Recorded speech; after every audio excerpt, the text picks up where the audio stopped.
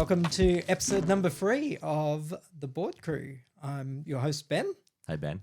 I'm Daniel King. A lot of my friends call me Deke. It's been my nickname for a very long time, and I'm very excited to be here. Episode 3. I think they say, what is it? The rule of threes. Everything's better in threes. So, take that, Bronson and Tony, who were on before me.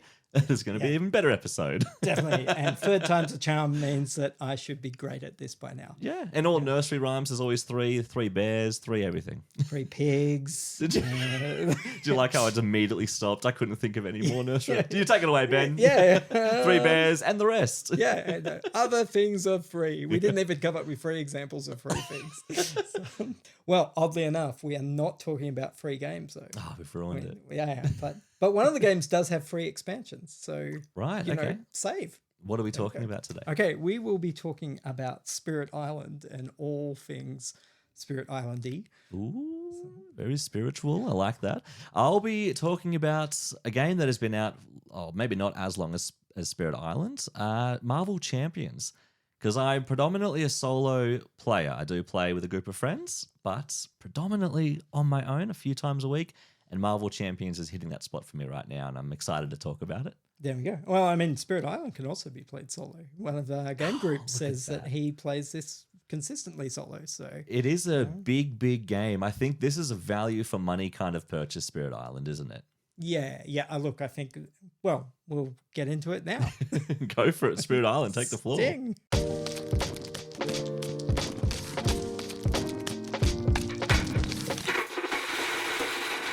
All right, so let's talk about Spirit Island. Spirit Island is by Eric Russ, published by Greater Than Games. It has been around for a while. I'm not exactly sure which year. I should have checked that up on BGG. Maybe future Ben can come in and be like, it's this date. Can I throw a random year, and if I'm right, I win a prize? Yeah, sure. Future Ben will definitely give that to you. 2017 is my guess. 2017. Yeah. Ooh. Hi, this is Future Ben. Dan is correct. It's 2017. He can help himself to a virtual cookie. And now back to the guys. So let's set the scene. Spirit Island is a cooperative game. If you're not sure what a cooperative game is, that means that you all win or lose against the board. So rather than competing against each other, you're attempting to win together. Main conceit of the game is, if you've ever played Catan or Settlers of Catan, as I used to know it by, where you're kind of coming in and colonizing the island and building up sort of this amazing city, Spirit Island takes the thing of what about the inhabitants and the spirits that live on the island before the Europeans come in and sort of settle it. And so in Spirit Island, you are playing the gods, as it were, of the island, and you're trying to stop these pesky humans from coming in and settling. There's a couple of natives on the island, and depending on which spirit you are, you might be really keen to be friends with them, or you just couldn't care less. You're all about your island. Yeah. So, it's my island, I'll do what I want. Yeah. If I have to smite you in the process, then that's a shame. For the greater good. But you were actually playing one of the spirits that was very friendly with the... I was, yeah. We did play this game very recently, and because it was only my second time playing it, I chose the low complexity, and I've forgotten their name, but they were River of Sunlight or River of Surges. River Surges in Sunlight. That's the one. Yeah, I really liked that spirit.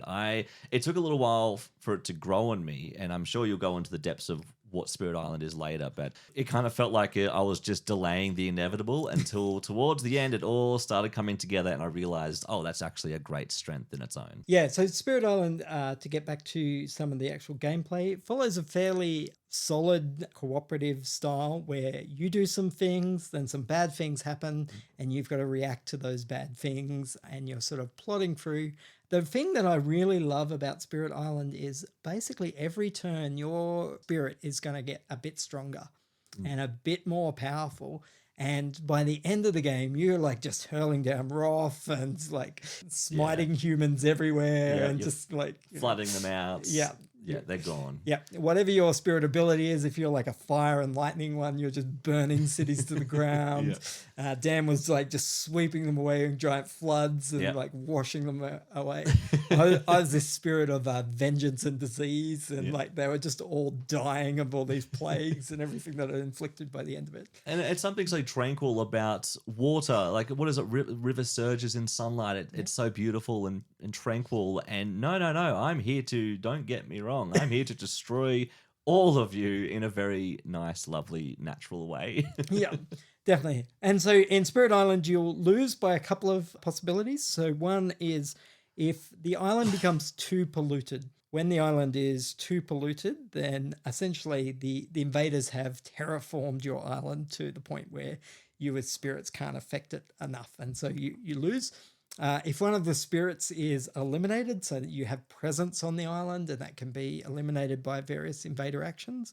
I've never lost a game by losing all the presents, apart from one solo that I did, and I got what And was that's why you called don't a solo anymore. yeah. It was like I think I got a Pyrrhic victory. I think it was called. I'm not sure if I'm pronouncing that right. Right, okay. What is it? What kind of victory is that? It's like a victory where you have won, but you've lost at the same time. Oh, so cool. I won and lost on the same turn. Right. So I gave up the last of my essence, but also drove off the last of the invaders with doing that. Yeah, So and it's like getting takeaway for dinner. You've won, but also you've lost yeah. in the end. Yeah. And also, you're just sitting with some cold, stale Maccas now. Oh, those chips, I can't reheat them. Yeah. You can also lose by a timer, so there's a certain number of turns depending on which invader you're facing. And finally, some invaders have a special rule where they're like, if we achieve this goal, so for instance, England is one of the evilest kind of ones, and they win if they build a great capital on your island. So if they get 7 or more pieces in one land, then they instantly win and you lose. So you got to stop England from doing that one. You know, They do like to colonize. Oh, they love colonizing. Favorite pastime. Yep. Jenny and I were playing Russia today, and they win if they hunt enough beasts because they're all about fur pelts and stuff that they're collecting. They don't off ride your them. island, They need the pelts. Yeah, no, they're just slaughtering your native wildlife. The first one, they polluted our island so badly that we gave up. And the second one that we tried, we managed to just make it. It was so close. I often find either in Spirit Island, you're going to lose horribly, or when you win, it's usually pretty close. Yeah. Like you hardly ever win going, oh man, we just crushed them. Yeah. It's always like, oh, like we just got powerful enough and then we smoted them. That's the thing. I never really feel incredibly powerful. I am literally a deity with insurmountable power, and I still don't feel like I'm powerful enough. And that's kind of the fun of Spirit Island as well. Yeah, it definitely is. I think you do kind of get to, I mean, River Surges is a more tranquil spirit than some of the others. That might be why I'm not so powerful. Yeah. But even the like really powerful ones, you get to the point where you're like, man, I'm just smacking these things down like ants, but they're also coming like ants. They just keep coming in waves and waves, and they're so fast in comparison to us. I really like Spirit Island. It's got a great sense of if you're playing the base game, it's almost 100% predictable what's going to happen next. Mm-hmm. There's no random events. The only thing you're not sure is where they're going to explore next.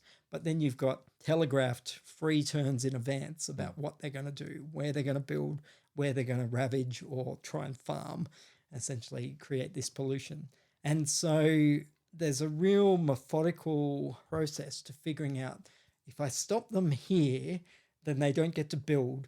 And then they're not going to ravage at all because there's no one there. But at the same token, they're about to ravage right here, and I want to fix that now. Yep. But I think often the way to win Spirit Islands is to actually go, I'm going to give up that place because they've got me there. Yep. Or I could spend all my effort like stopping that. But if I stop this small problem now, I'm going to benefit from the next 2 turns because I've wiped them out of that area. And so it is that really interesting thing of going, well, which bits am I going to help? Which bits am I going to just concede? And then working with your partners and going, how can I help you with that? Can you do anything with this? Because this is going horribly for me at the moment. There was a card that I had with my spirit, which was you can give yourself 1 energy, and obviously you use energy as a currency to pay for your powers. Or you can give it to a friend and they get 1 energy per card they played. So obviously the incentive is to give it to someone else. It is way more beneficial. I think every second turn, I was just auctioning it off for free, just saying, hey, who wants this free energy? And someone go, yeah, I guess I'll take it. It was never really, oh, yes, give it to me, because everyone else had already planned their moves so far in advance. And when I've come with this generous offering, like, yeah, I guess you can put another story on top of my storied house. Yeah, sure, why not? I guess 4 stories is plenty. But That's kind of my character. Is a little bit more of a supportive displacement kind of character. I think what I didn't like and liked about the game, the first thing I didn't like is just how complex it is. Well, maybe because I was playing it for the very first time many moons ago, and I didn't quite understand what was happening. As a lot of board games are with high complexity or weights, you don't figure out what's going on until halfway or even towards the end, and you realize, oh, actually, if I could just start all again with all this knowledge, I'd have a much better turn. So I didn't really love it the first time. Second time we played it, I really, really enjoyed it. And I said if I had enough time, I'd probably even offer to play it again. It's great now. And that was the low complexity. So you can have these entrance barrier levels of spirits as well. Like I got the low complexity. They've got some powers. If you keep accumulating your energies and your elements, then you can get even stronger powers that are just bonuses. And if you're not coordinating all of your elements, you just get like the basic powers and things like that. But there are characters like you who thrive, or the one that you thrived in chaos, basically. Yeah. So I was trying a spirit that I had tried before and really not grokked with the first time. I'd sort of come away going, wow, I did nothing with the spirit. Because actually the first spirit that I fell in love with in Spirit Island was River Surges. It was one that I played like consistently for ages because this is a great spirit. I love being the supporty, like flowing around and friend of the Dahan, which are the natives. Yeah. There's only 2 spirits in the game that really able to add more Dahan to the game, and River Surges is one of them. I was like, oh, that's cool. These mushroom people can, well, I mean, they're not mushroom people, but the little pieces are like little wooden mushrooms. So they look like little mushrooms you throw on top of a capricciosa pizza. Why not? And so I really liked River Surges. The spirit that I was playing the last time we played is called Fiery Vengeance, or Burning Seeks Fiery Vengeance, I think is what it is. It's such a really placid name. A spirit you'd bring home to your mum and dad. Yeah, pretty much. And the picture is like this lizard burning that's like spitting poison at you. It actually gets more powerful the more times that it lets invaders hurt it and the land that it's in. Yeah. So normally in Spirit Island, you really want to make sure the blight or the pollution is not building up in your lands, because it just makes everything worse. And most spirits actually get weaker the more pollution is around. You've got certain cards that can't work where there's pollution, etc. But Burning Vengeance just gets more powerful. Like the more blight, the angrier it gets. And so I think by the end of the game, there was like no invaders left alive on my land, but also it was heavily polluted and diseased, and no Dahan. Yeah, like all the mushroom people died as well. So. It was so funny seeing the opposite end of the spectrum. I was on the one extreme where I was someone who accumulated Dahan, and I was friends with the people, not the invaders, but of course the inhabitants, the original inhabitants of the island. Come here, gather here, I'll protect you, and I'll also build more of you. This is all great. And then you giggling on the other side every time we draw a card. I am destroying Dahan and making myself more powerful. So there was that nice balance there. Yep. I'm building them, you're destroying them, and it was kind of working well. We won that game in the end, so it worked out well for us. It was really close. A number of times it looked like we were just going to be pushed over the edge. I think like 3 turns in, we all just agreed, we've lost this one, haven't we? And then 2 hours later, we won. Yeah, it's great. One of the things I do find interesting is co-ops can have the problem of an alpha gamer, which means essentially someone is going to just tell the table how we're going to play. Pandemic's maybe a good example of that. The problem with Pandemic, and I love playing Pandemic, but the issue is that someone can look at the table and go, okay, well, you've got these cards, I've got these cards.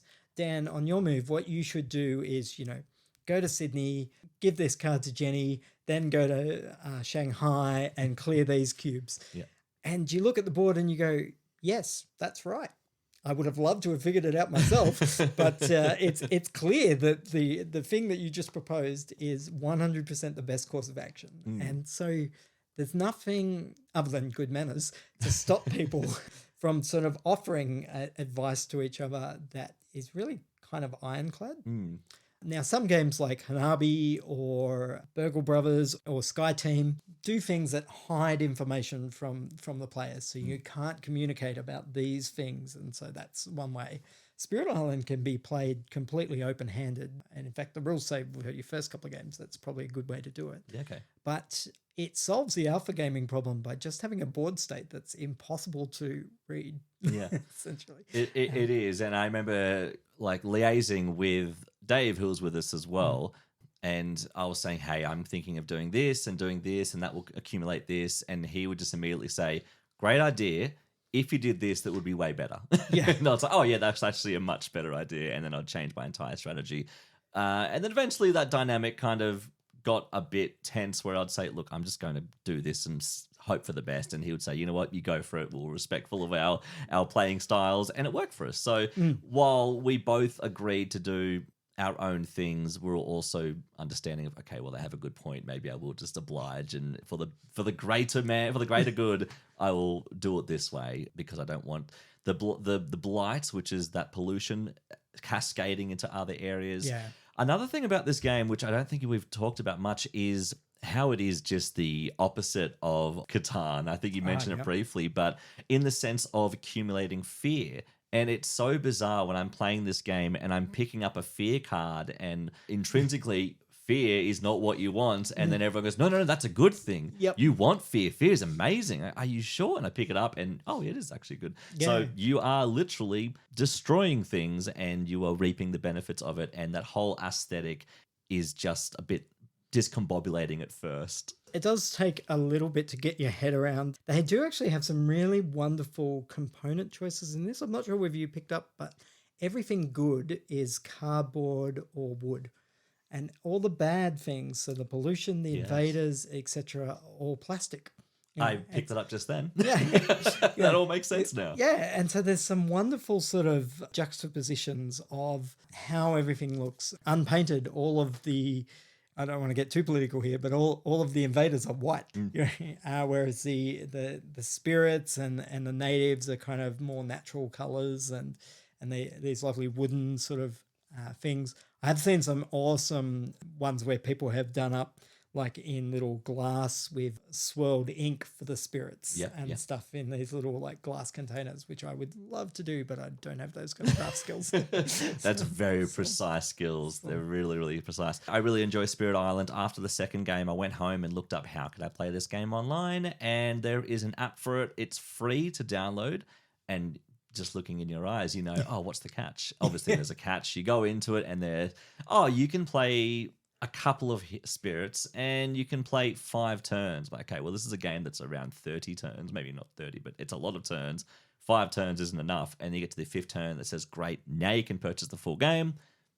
And yeah, I haven't bought it yet, but if you are thinking of dipping your toes into it before you buy the vanilla game and the multiple expansions, you know, everything like that, and additional bonus things, which are all very lovely, then maybe check out the iOS or Android versions, or even the PC versions. Yeah, 100%. The base game has tons of spirits in it. I think it comes with 8. Very lots of different invaders to fight against. I would really recommend at least one of the first 2 expansions, so either Jagged Earth or Branch and Claw, because they add the events, the beasts, the disease, the wilds, and the strife. Right. Those kind of tokens. Finally, there's another expansion after that called Nature Incarnate, which I really enjoy, but I wouldn't say you need this to play Spirit Island. Yeah. In fact, the base game is really great to start. There is also a standalone one called Horizons of Spirit Island, which is a little bit simpler. Comes with 4 basic spirits and like a preset board every time, so rather than the puzzle pieces that you use for that. I haven't played it yet, but from people that I've heard, it's like a toned down Spirit Island. Would you recommend this for families? Just very quickly before we go to the next subject. No, I would not say, like, this is a heavy, complex Euro cooperative game. You're going to be looking at sort of 30 to 40 minutes per player. It is supposedly really good solo. This is the only game that I've ever played solo. And I've played it 3 times solo, I think, just trying some different spirits out. And you said you don't play solo games, but Spirit Island brought something out of you. It awoken Yeah, something. That's it. One of our group friends, Dave, he says he plays this weekly solo. So Wow, okay. yeah, he's really into it, and you're welcome to borrow it whenever you want to solo. Absolutely. Hit also. Although this is one that I will need back soon because I play it a lot as well. Thank you very much. And that's Spirit Island by Greater Than Games.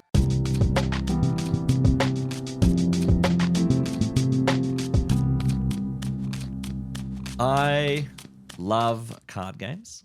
I love deck building games. When I first started the hobby and I started looking up deck building games, there were so many avenues of what a deck building game is. A lot of games like Dominion or something, or even games where you literally add cards like Spirit Island, and keep adding cards, and that is your deck. But it wasn't quite what I was looking for.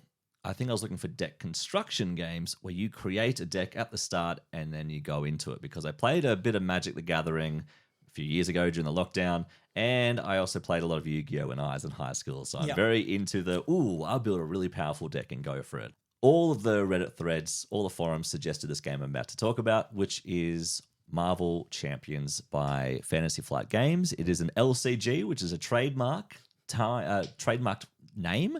It's like saying Band-Aid instead of adhesive bandage. It's their own Fantasy Flight Games' own trademark. It stands for living card game, opposed to the non-living card games. But either way, I have played all three of Fantasy Flight Games' main three prominent current modern living card games. I'm really digging Marvel Champions at the moment. What is Marvel Champions? A deck construction game in very simple terms, but it's Marvel because Marvel is everything. Nothing's everywhere. It is everywhere. I think the Marvel cinematic universe is kind of dying down, and that's when they are seeing merchandising options with card games and things like that and tie-ins. So what is Marvel Champions? It is a 1 to 4 player game. You probably wouldn't want to play it with any more than 2 or 3. 4 sounds like a nightmare. 1 is the optimum amount for a solo player, and you can multi-hand it, of course. You start by choosing a hero.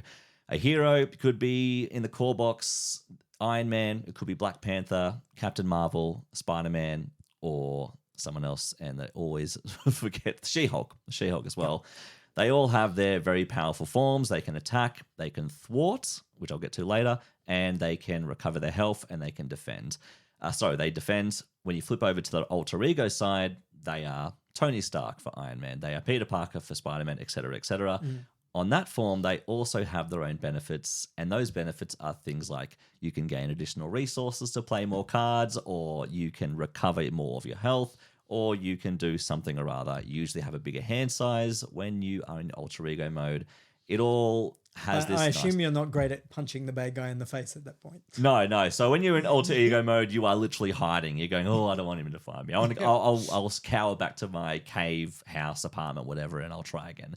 So when you are in hero mode, that's where like 80% of the game is going to happen. You're going to be punching the bad guy in the face. You're going to be thwarting their schemes, and you're going to be trying to win the whole battle and save the day. So in the core box, you get those 5 heroes. You also get 3 villains. The one they start with is Rhino. I don't know what Rhino's alter ego is outside of the Marvel universe. I just know him as Rhino. He is a big Rhino man. He pushes through walls and stuff like that. Rhino has his own deck. His deck is made up of encounter decks, which is the difficulty that you choose. So it could be standard or expert. I always choose standard. It's also made up of just their signature cards as well. So what is Rhino good at? Rhino is good at charging and doing lots of powerful big hit damages and doing overkill damages to you and all your allies and things like that. And then you also add in this fun bonus of side schemes. So while you're trying to defeat Rhino and his scheme, which could be something like breaking into a bank. His whole day, he just wants to break into the bank, and you're going to spend that time trying to stop him from doing that. You also get side schemes. So when you draw them, maybe there's a bomb scare, and now you have to deal with that. I have to deal with this as well as a Rhino breaking into a bank. And then, your nemesis has now come out. So if you're playing a Spider-Man, let's say it's Vulture. He's just stolen some of your cards. Now he's causing mayhem, and it all just accumulates, and it becomes very stressful. And you're just trying to, can I just focus on this one guy? Can I just focus on Rhino for now? Can you wait, Vulture? It's not the day. Yeah. So how you build your deck, that's the Rhino's deck. That's the villain's deck, essentially.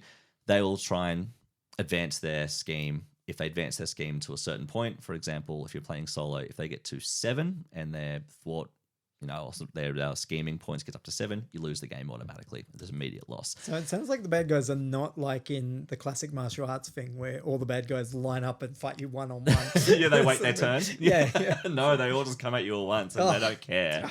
I know. I love those, like John Wick, and they just stand and wait. I can't wait to hit him after he's finished with these 3 people. Yeah. But you're going to be making up your deck of your signature cards. So I'll use Spider-Man as an example. So he's good at jumping out of the way and dodging all those big hits, and is also good at slowing people down with his, web and things like that. All things that are very thematic for Spider-Man. And then it's made up of what's called aspect cards. Now, in the core game, there's like one more later, but in the core game, you get 4. There's Justice, which is all about just getting rid of that scheme on the bad guy's mission. He doesn't want to climb that scheme up to 7. You're all about pumping that down to 6, 5, 4, 3, 2, 1. There's also Aggression. Pretty self-explanatory. It's about just pummeling, just more power. The best defense is a great offense. Just keep punching. Who hasn't wanted to punch a rhino? Don't answer that. We'll put a disclaimer on this episode. TBC does not endorse punching African safari. What if it was a criminal dressed like a rhino? That's what we meant. There's a disclaimer. Yeah, definitely. That's what we meant. Leadership, all about having a bunch of allies or cannon fodder to take the damage for you when how I play. You can just take that damage while I attack. And they're also just buffing up your allies. And there's also protection, which is the boring one, which is, in my opinion, it's just about defending, being really good at defending.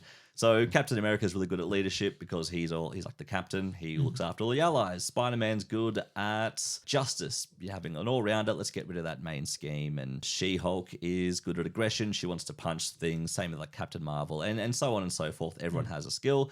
But you can customize it. You can shake it up. Maybe Spider-Man doesn't want to be a justice. Maybe you just want him to be even more aggressive. Give him the aggression deck, and then you can add him, choose from a multitude of cards to make an aggression deck. And then you've got this nice little deck of 40 cards, I think it is. It might be 40. You can have 40 to 50. 40 is a nice spot. You don't want to have any more, really. And then you just keep drawing cards, and you keep using your cards to attack. How you use cards? Resources. Every single card has a resource cost at the bottom, and you use those resources to pay the price in the other corner of the card. So let's say you've got a handful of 5 and you've got a card that costs 3. Well, I have to use 3 cards to pay for that 1 3. So usually a lot of your turns or rounds ends with you having barely any cards in your hand. That's kind of the point. You're not meant to have any cards left in your hand. Unlike Arkham Horror or Lord of the Rings, I'll save this one for a rainy day. I'll save this one just for the right moment. No, you got to get rid of it. If you keep it in there for too long, you'll miss an opportunity to do some damage or something like that. There are upgrades which can help you out, like make you stronger, or can have these combo effects, like when you thwart something, like if you take some scheme off, or whatever they're called, threats. If you take a threat off the bad guy's scheme, then you can draw a card. Things like that makes your resource pool better. And you start eventually engine building. With Iron Man, it's quite literally building up your own suits. You're literally drawing cards. Iron Man is terrible at the start. He is so weak. There's nothing going for him. It's when you start pumping out all these upgrades. Oh, now I have photon blasters. Oh, I have jet boots now. And when you start using them all at once, you are just a powerhouse. You are so strong. He is a late game kind of character. So Marvel Champions, best to be played solo. I haven't actually played it with someone else. I have played it multi-handed, and I can't imagine playing it with more people. Just like you said with Spirit Island, you can have that alpha gamer if you were to play with other people, because you'd say, hey, I'm about to do this move. I'm about to attack him a lot. And they go, okay, well, if you're going to attack him, maybe I'll try and, get rid of the threat that's attacking, him breaking into the bank. I'll calm that down. And you go, no, I think you should do this. Okay, no worries. You can kind of get that same scheme. I love it. I do see the flaws in it as well, as you should with every game. It is a little bit anticlimactic when you finish the game. When you win, unless it was an incredibly hard game, usually you go, all right, I'll do this attack, and actually I won. Yep. Okay. I'll just pack it up then. It kind of feels like that a lot of the time. Maybe it's just me, but look, I think that's something that a lot of co-op games can. Sometimes you're sort of like, well, I'm definitely going to win. It's just going to take me another 2 turns. Yeah. Something. And so it feels great to win, but it doesn't seem as great when you're going to win in 2 turns. Yeah. You don't want to be too powerful, which is why I like Iron Man, because you really are engine building. You want to make him better. Oh, I can't wait to deal all this damage. I'm just mitigating damage, and I'm just taking some sacrifices and taking some hits for now. But just you wait, Rhino. I'm coming for you. And Yeah, all these things. And the villains are obviously adaptable. So Rhino's completely different to Ultron. Ultron's all about just every turn, just pumping out drones and just being a real nuisance. And you're like, oh, I can't attack him right now. I have to deal with all these drones that have just come out. So that's his way of slowing you down. There's also a character called the Claw. I hadn't heard of him pre this game. I looked him up. Oh, he's actually a bit of a big deal in the Marvel universe. So apologies if they're a Marvel fan and you've heard of him. But he's all about like running crime syndicates and just selling these weapons and making things is really difficult. He's also about having a side scheme, which is bringing out lots of big, burly kind of side villains, I should say. Minions, I should say. Minions, big burly minions. You can't attack me. I'll throw this minion out at you. And you're like, oh, God. Just let me hit you. I don't want to hit your shark, man. I want to hit you in the face. So it's all about that. Very fun game, but it can feel a little bit anticlimactic towards the end. I have also played Arkham Horror, the card game. I love that. Thematically, Arkham Horror wins in that aspect of the theme. You are traveling around, you are investigating. You don't feel very powerful in the game. So when you do win something, it is a eureka moment. Oh my gosh, I can't believe I just did that. I'm just a lowly little beat cop or something like that. Yeah, and I just who's took down slowly going insane because in every Cthulhu thing, you're going insane. And you're slow, and then you get to the end of the game. Oh, I had some experiences where I've got some trauma, and that's going to carry over to the next game. And there's all that deep and also quite dark events happening to you.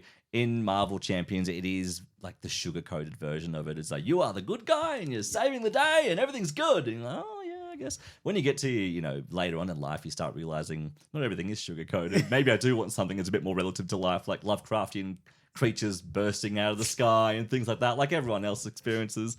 Yeah, do we need to talk? Things that can come up later on. I'm still playing it a lot. And I'm sure the next question you would ask me is, can you get enough enjoyment out of it from just the vanilla core box? I did. Yep. And I've also sold my everything to Marvel Champions because I'm about a week in. I said, oh, what's Captain America do? Okay, $20. All right, I can buy that one. And comes in and then I play it. Oh, I love Captain America. Oh, what's this? You can buy the Green Goblin. Well, that sounds great. I'd love to fight the Green Goblin. I'll buy him too. And that will stick with you. So, long story short, you can get a lot of enjoyment out of the core game. You're going to want to feel like you need to buy more because Fantasy Flight Games have this way of saying, yeah, this is what you really want, though. Hey, they just keep dangling that carrot. It's here. Just buy it. Yeah. Oh, no, I don't need to save money. No, come on. Yep. It's one and done. There are no campaigns where your progress carries over. However, in expansions, they do, but that's expansions. Core game, missing all of that. It is something you smash through in a lunch break, and you're one and done, you're out of there. Arkham Horror takes a much longer time if I were to compare it to another living card game. Yeah. So that's Marvel Champions. Sure. Big fan of it, but has its flaws. Obviously, your kid's probably a bit young to be sitting down and playing Marvel Champions with you. No. But if you were going to, say, play it with your son or daughter around sort of 8 or 10, would that be suitable to I think so. Those kind of... Yeah, it's a very family-friendly looking game.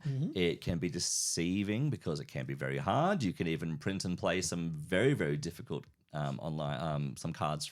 And I've downloaded one and I went to print it out and I said, I think this is actually a bit too difficult for what I want right now. So I think they'll There's enjoy always it. gluttons for punishment everywhere. Really. Yeah, that's why I play Arkham Horror, a living card game. It is just, it beats you down. It does not want you to win. Yeah, well, I've played the first one, the Lord of the Rings one, and that doesn't let you get up at all. No, and the thing about Arkham Horror and Marvel Champions is you get to go first. It's I'll punch you first. Lord of the Rings is I will punch you 50 times, and then if you happen to be still standing and you're crawling through, maybe you can scratch at my shins or something like that. That is it is so difficult. It just brings on so more. Marvel's probably the easiest out of the three. Out of the three, absolutely. Start with Marvel.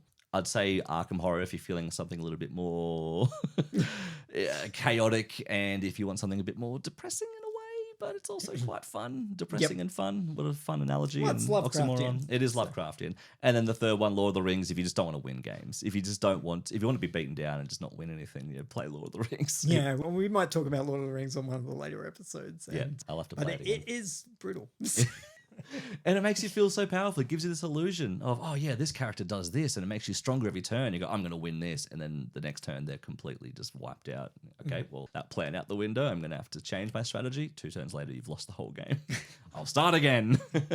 Excellent. So that was Marvel Champions. That was Marvel Champions by Fantasy Flight Games, and it was Spirit Island by Greater Than Games with Ben and Daniel King, otherwise Deke. And thank you so much for joining us. We can't wait to get bored with you next time.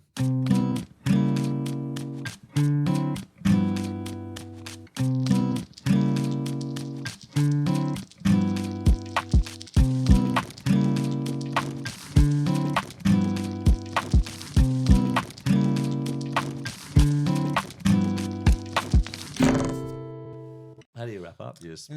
Usually we're just like, oh, they were the 2 games we talked about. And